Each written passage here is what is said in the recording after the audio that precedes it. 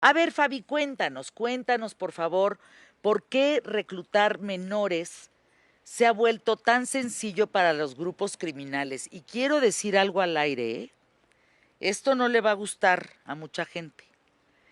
Cuando están hablando que el agresor del señor Carlos Manso fue un chavo de 17 años, ese chavo de 17 años tenía 10 cuando estaba Andrés Manuel López Obrador. Cuando entró, no cuando entró Calderón. Cuando entró Calderón ni había nacido o era muy chiquito. Entonces Calderón no lo pudo generar. Ese chavo se volvió sicario y matón en la época de Andrés Manuel López Obrador. Es así de fácil. Hagan cuentas. Si tiene 17 años, ¿qué edad tenía cuando se volvió sicario? ¿Qué edad tenía cuando vio eso como una oportunidad? ¿Qué edad tenía? Es la época de Andrés Manuel López Obrador, no de Calderón. No nos confundamos. Adelante, Fabi, te escuchamos, te dejo Gracias, en el Fer. estudio mientras yo hago los itacates de todas las joyitas de Lisa Gil. Gracias, mi querida Fabi. Así es, gracias, Fer. Y pues sí, efectivamente, tú sacas muy bien las cuentas y estamos hablando de que un menor de edad a los 10 años empezó pues a delinquir.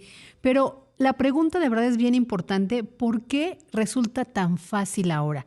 Hemos hablado en diversos espacios aquí con Fer sobre el tema que es muy fácil en las redes sociales engancharlos, ¿no? Ese es otro programa aparte donde hay muchas estrategias vía WhatsApp, vía videojuegos, el tema este de Roblox. Ok, ya estamos hablando mucho del tema.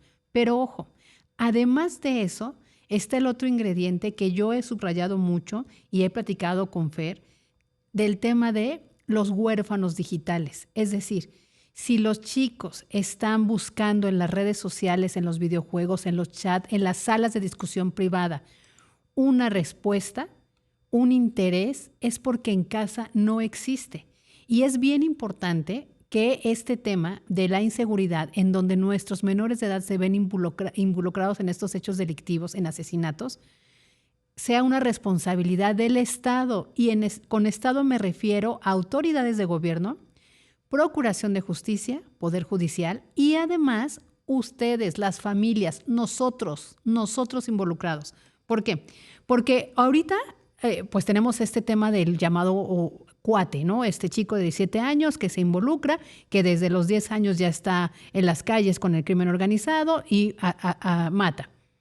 Y el final lo matan a él también. O sea, su final no es bueno, su final no es como nos los presentan en las redes sociales, ni en las series o en las narcoseries. No termina rodeado de dinero, no termina rodeado de mujeres guapas, no termina con coches de último modelo, no termina con la ropa de moda, no. Termina ahí, muerto también, asesinado.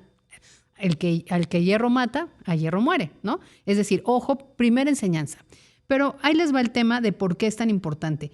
Porque efectivamente las políticas de gobierno no es una guerra contra el narco, me queda claro, o sea, no es matar por matar ni responder con balazos, sin una estrategia, sin una tarea de inteligencia, pero sí desarmar, pero sí atender. La actual política de gobierno dice que se van a atender las causas, pero ya no podemos detenernos tanto tiempo. Paralelo a la atención de las causas, ¿qué se está haciendo? A ver, uno de los proyectos, uno de los 4 ejes del gobierno federal es pues recuperar espacios públicos, darles actividades, que en las comunidades haya el do, re, mi, fa, sol, canto, actividades, empleo, deporte, las jornadas de la paz. Esa es una de las estrategias, ¿se acuerdan? Desarme, perfecto. Pero marchando a eso, ¿cuáles son las acciones de inteligencia y de seguridad que se están llevando a cabo? Porque este chico, muy bien lo dijo Fer, empezó a los 10 años, en el sexenio pasado, y no se hizo nada con los abrazos tampoco, ¿no?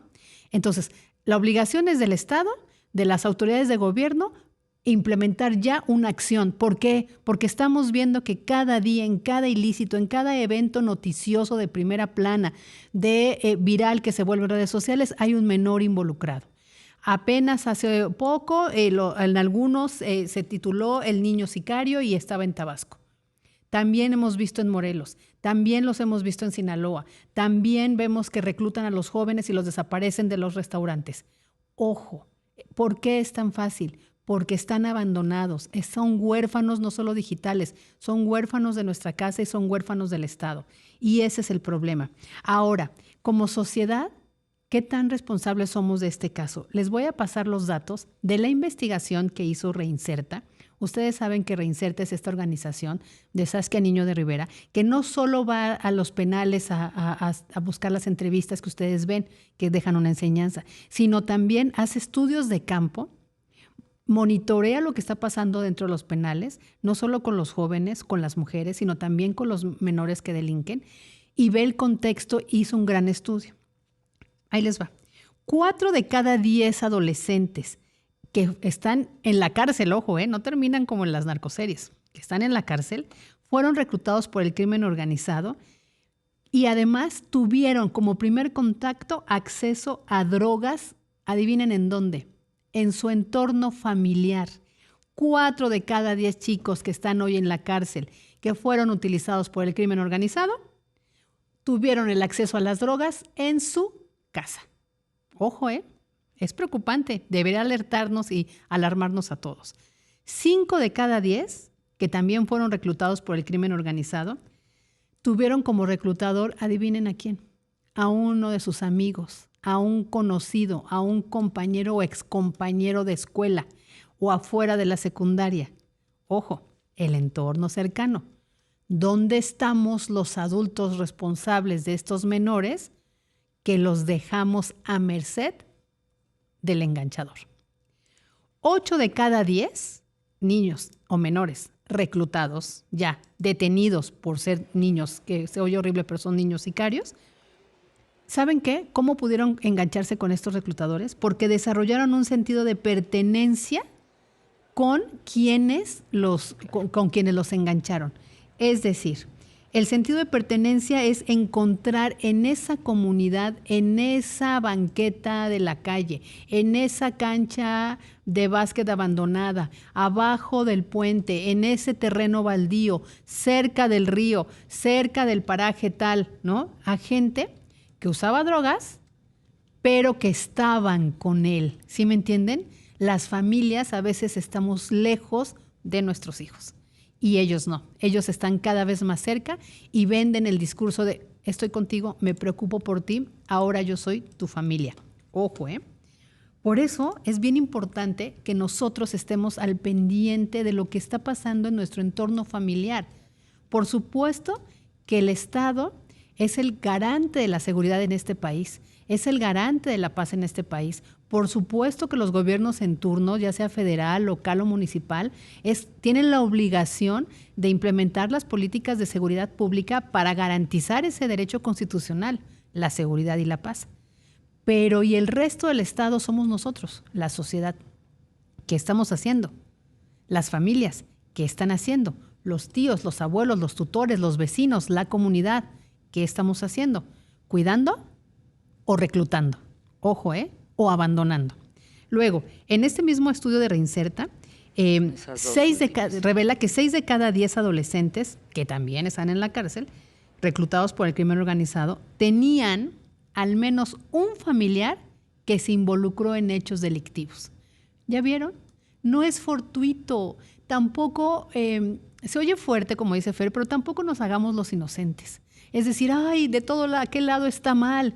¿Y nosotros qué dejamos de hacer? Estos datos asustan, alarman. Cuando yo lo vi de Reinserta, de una investigación que hizo mi compañera Ilian Cedeño en Excelsior, dije, no puede ser posible. Tenemos que tener estos focos de alerta prendidos. ¿Por qué? Porque el crimen organizado está muy cerca de nuestro entorno familiar. Muchas veces está dentro del entorno familiar o dentro de nuestra comunidad.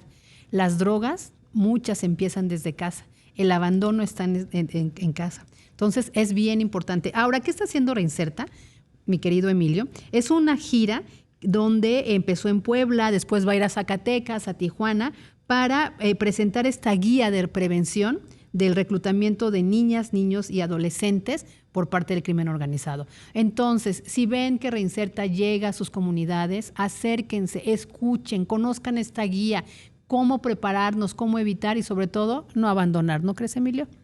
Así es, mi querida Fer, ¿cómo ves también este asunto preocupante, ¿no? De lo que tú hablabas Pues, hace unos días. me parece preocupante y de verdad hagamos un análisis importante para dejar de desviar la atención y dejar de culpar que a Calderón, que a Peña. Esos niños de 17 años, menores de edad, que delinquen, tenían hace 7 años, ¿qué estaban haciendo? Es la época de Andrés Manuel. Abusados, ¿eh? Cuidado con los números. Gracias, Fabi. Buena tarde.